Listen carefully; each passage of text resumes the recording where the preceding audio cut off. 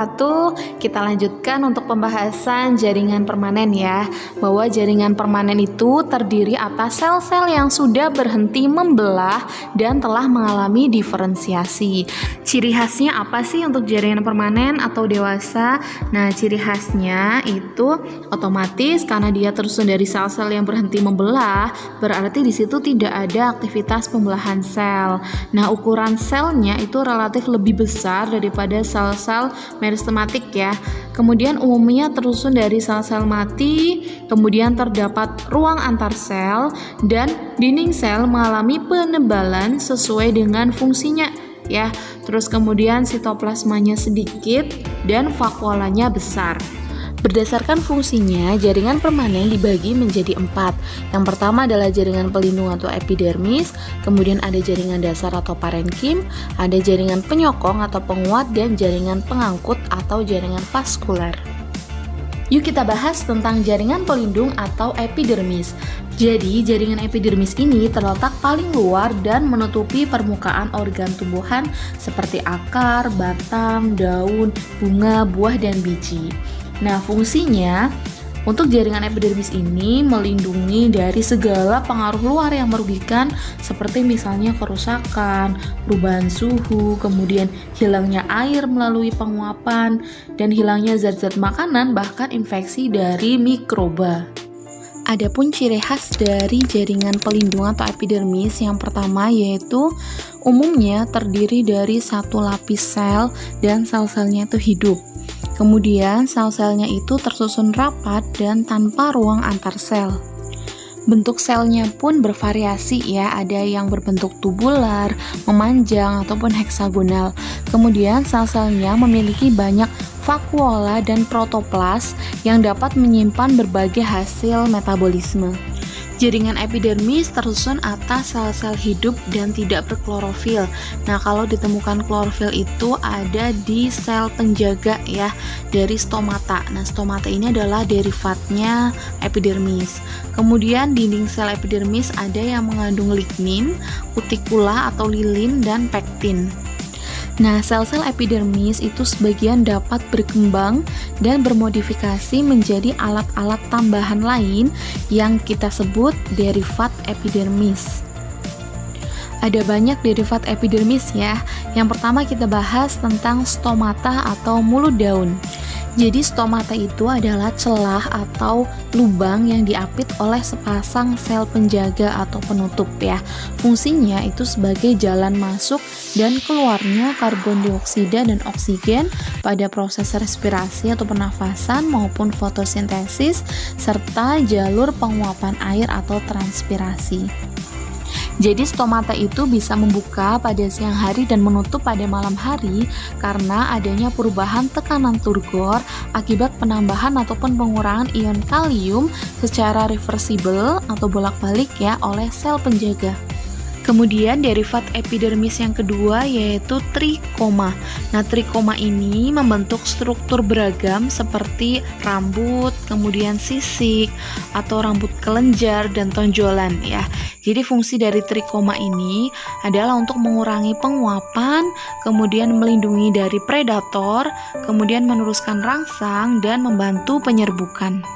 Kemudian ada emergensia yang merupakan tonjolan pada permukaan organ yang terbentuk dari jaringan epidermis dan jaringan di bawah epidermis atau di bagian korteksnya. Contohnya itu kita temukan pada duri palsu ya, duri tempel pada batang mawar, kemudian rambut-rambut pada buah rambutan misalnya. Kemudian ada spina atau duri yang merupakan tonjolan pada permukaan epidermis batang yang terbentuk dari jaringan stele ya atau silinder pusat di bawah korteks. Contohnya misalkan duri pada tumbuhan ini ya bougainville atau bunga kertas. Kemudian ada sel kipas atau bisa kita sebut bulliform cell. Ini merupakan alat tambahan pada epidermis daun bagian atas ya. Dan bentuk selnya itu seperti kipas dengan ukuran itu lebih besar dibandingkan dengan sel-sel epidermis di sekitarnya. Nah, fungsinya apa? Fungsinya itu adalah untuk menyimpan air dan mengurangi penguapan ya. Jadi ketika udaranya panas, air di dalam sel kipas ini akan menguap dan sel kipasnya akan mengerut ya, sehingga menyebabkan biasanya daunnya itu menggulung ya. Kemudian ada sel kersik ya atau silika. Nah, sel kersik atau silika ini kita temukan pada bagian sel epidermis yang berisi kristal kersik ya. Nah, adanya sel kersik ini menyebabkan tumbuhan ya, permukaan batangnya itu menjadi keras ya. Fungsinya juga untuk memperkuat batang. Contohnya kita temukan pada tebu. Kemudian ada filamen ya. Filamen ini tersusun dari sel-sel mati yang terdapat di bagian epidermis akar gantung ya atau akar udara pada tumbuhan epifit. Nah, contohnya itu pada tanaman anggrek. Fungsinya adalah untuk menimbun air ya yang diperoleh dan juga untuk mengikat oksigen. Jadi anggrek itu masih tetap bisa hidup ya dengan memanfaatkan embun dan udara lembab ya, walaupun hidupnya itu menempel ya pada benda atau tumbuhan lain. Jaringan permanen yang kedua yaitu jaringan dasar atau parenkim dengan ciri khas yang pertama, sel-sel penyusunnya renggang sehingga banyak ruang antar sel. Kemudian dinding selnya tipis dan vakuolanya besar untuk menyimpan makanan, dan sel-selnya berbentuk polihedral atau segi banyak. Jaringan parenkim disebut sebagai jaringan dasar karena ditemukan hampir di semua bagian tanaman ya, seperti akar, batang, daun, bunga, buah, dan biji. Berdasarkan fungsinya, jaringan parenkim dibagi menjadi beberapa macam. Yang pertama adalah parenkim asimilasi, yaitu merupakan jaringan parenkim yang bertugas memproduksi zat makanan melalui proses fotosintesis. Nah, karena ditemukan di bagian tumbuhan yang berwarna hijau karena mengandung klorofil, maka disebut sebagai klorenkim. Yang kedua yaitu parenkim air yang merupakan jaringan parenkim yang berfungsi menyimpan air. Nah, kita temukan pada tumbuhan yang hidup di daerah kering atau xerophyt, kemudian ada tumbuhan epifit dan juga tumbuhan sukulen. Yang ketiga adalah parenkim penimbun yang berfungsi untuk menyimpan makanan cadangan berupa gula, tepung, lemak maupun protein. Nah, parenkim penimbun ini biasanya kita temukan pada empulur batang dan akar, kemudian umbi, biji, dan akar rimpang. Yang keempat ada parenkim pengangkut yang merupakan parenkim yang terdapat di sekitar jaringan pengangkut xilem dan floem. Nah, sel-selnya ini berbentuk memanjang sesuai dengan arah pengangkutannya. Yang kelima yaitu parenkim udara atau bisa kita sebut sebagai aerenkim yang merupakan jaringan parenkim yang berfungsi menyimpan udara ya. Kita temukan biasanya pada tanaman anggrek, kemudian batang teratai, batang talas maupun batang genjer. Jaringan permanen yang ketiga yaitu jaringan penguat atau penyokong. Nah, fungsinya apa sih? Fungsinya adalah untuk memperkokoh tubuh tumbuhan ya. Berdasarkan bentuk dan sifatnya, jaringan penguat ini dibagi menjadi dua. Yang pertama adalah jaringan kolenkim dan yang kedua adalah jaringan sklerenkim. Kita bahas dulu untuk jaringan kolenkim ya. Seperti yang kalian lihat ya, jaringan kolenkim ciri khasnya yang pertama adalah tersusun atas sel-sel hidup ya. Biasanya kita temukan di bawah epidermis batang, kemudian tangkai daun, tangkai bunga ya, tetapi kita jarang temukan di akar ya. Kemudian dinding selnya itu tidak mengandung lignin, tetapi mengandung selulosa, pektin, dan hemiselulosa ya. Nah, perlu kalian ketahui ya bahwa kalau di gambar-gambar atau di soal itu biasanya sering keluar ya bahwa untuk jaringan kolenkim dinding selnya itu mengalami penebalan secara tidak teratur dan tidak merata ya. Nah, jaringan kolenkim ini juga berfungsi sebagai penguat utama organ-organ tumbuhan yang masih muda ya. Berarti yang masih aktif mengadakan pertumbuhan dan perkembangan. Kemudian yang kedua adalah jaringan sklerenkim yang hanya terdapat pada organ tumbuhan yang sudah tidak lagi mengadakan pertumbuhan dan perkembangan ya. Berarti ciri khasnya itu terdiri atas sel-sel yang mati ya.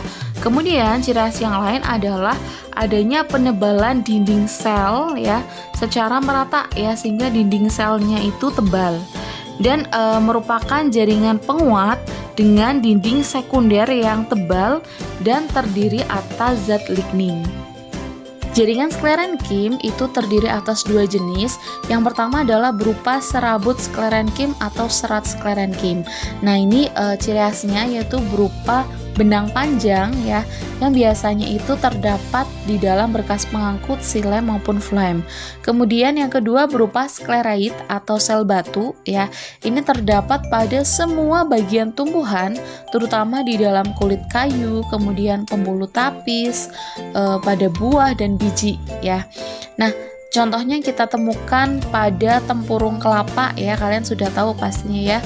Kemudian di kulit kenari, kemudian di selaput biji, ataupun yang biasa kita makan itu ada di daging buah jambu biji ya, yang kalau misalkan kita merasakan ada butiran berarti itu adalah sklerait atau sel batu. Jaringan permanen yang keempat yaitu adalah jaringan pengangkut ya, yang terdiri dari xilem dan phloem. Pastinya ini kalian sudah hafal dari SD bahkan SMP ya. Kita bahas dulu untuk xilem ya. Xilem itu berfungsi untuk mengangkut air dan garam-garam mineral dari akar menuju ke daun ya.